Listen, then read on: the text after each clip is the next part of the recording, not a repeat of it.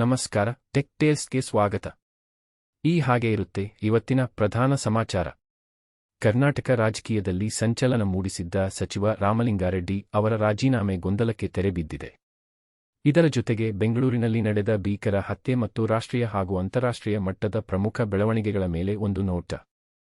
ಕರ್ನಾಟಕ ರಾಜಕೀಯದಲ್ಲಿ ಭಾರೀ ಚರ್ಚೆಗೆ ಗ್ರಾಸವಾಗಿದ್ದ ಸಚಿವ ರಾಮಲಿಂಗಾರೆಡ್ಡಿ ಅವರ ರಾಜೀನಾಮೆ ವಿಚಾರ ಸುಖಾಂತ್ಯವಾಗಿದೆ. ಮುಖ್ಯಮಂತ್ರಿ ಡಿ.ಕೆ. ಶಿವಕುಮಾರ್ ಅವರು ಜಯನಗರದ ಖಾಸಗಿ ಹೋಟೆಲ್ನಲ್ಲಿ ರಾಮಲಿಂಗಾರೆಡ್ಡಿ ಅವರೊಂದಿಗೆ ಸುಮಾರು 2.5 ಗಂಟೆಗಳ ಕಾಲ ಸುದೀರ್ಘ ಮಾತುಕತೆ ನಡೆಸಿದ್ದಾರೆ. ಈ ಸಭೆಯ ನಂತರ ಗೊಂದಲ ಬಗೆಹರಿದಿದೆ ಎಂದು ಸಿಎಂ ಖಚಿತಪಡಿಸಿದ್ದಾರೆ. ಇತ್ತ ಸತೀಶ್ ಜಾರಕಿಹೊಳಿ ಅವರು ತಮಗೆ ಸಿಕ್ಕಿರುವ ಖಾತೆಯ ಬಗ್ಗೆ ತೃಪ್ತರಾಗಿದ್ದು, ತಾವು ಯಾವುದೇ ನಿರ್ದಿಷ್ಟ ಖಾತೆಯನ್ನು ಕೇಳಿರಲಿಲ್ಲ ಎಂದು ಸ್ಪಷ್ಟನೆ ನೀಡಿದ್ದಾರೆ. ಬೆಂಗಳೂರಿನ ಹೊರವಲಯದಲ್ಲಿ ಭೀಕರ ಘಟನೆಯೊಂದು ನಡೆದಿದೆ.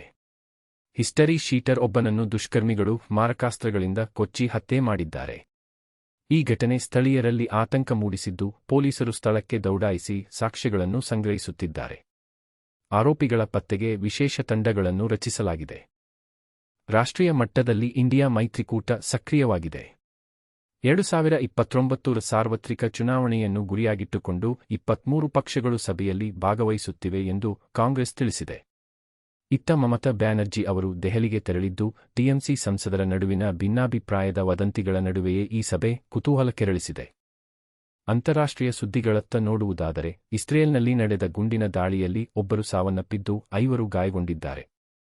ಇಸ್ರೇಲಿ ಪೊಲೀಸರು ದಾಳಿಕೋರರ ಪತ್ತೆಗೆ ಕಾರ್ಯಾಚರಣೆ ನಡೆಸುತ್ತಿದ್ದಾರೆ.